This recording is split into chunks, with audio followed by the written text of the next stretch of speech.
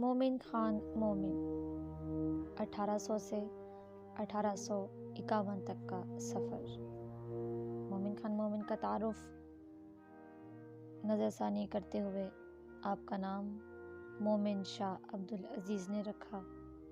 ابتدائی تعلیم شاہ عبدالقادر محدث دہلوی کے زیر سایہ حاصل کی۔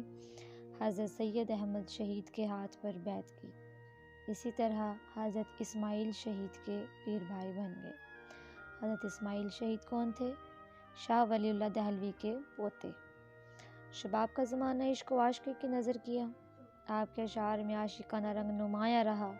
جدت، ندرت، ناز و خیالی، جذبے کی سچائی اور احساس کی گرمی آپ کے کلام کی خصوصیات ہیں۔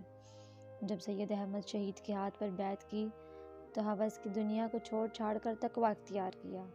اس پرہیزگاری اور تقوی کا رنگ آپ کے کلام میں دیکھا جا سکتا ہے۔ تغزل اور عاشقانہ رنگ میں ذوق بھی آپ کے مرتبے کو نہ پہنچ سکے۔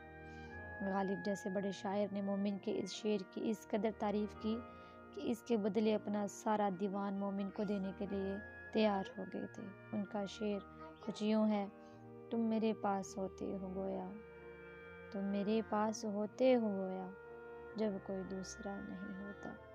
مومن کو اردو، فارسی، عربی کے علاوہ علم نجوم اور علم موسیقی میں بے پناہ مہارت حاصل تھی۔ مومن نے 2 شادیاں کی۔ ایک سے کوئی اولاد نہ تھی، دوسری سے آپ کو اللہ تعالیٰ نے 2 بچوں سے نوازا۔ بیٹا آپ کی زندگی میں اللہ کو پیارا ہو گیا اور بیٹی نے لمبی عمر پائی۔ آپ کی دوسری شادی خواجہ میر درد کے خاندان میں ہوئی۔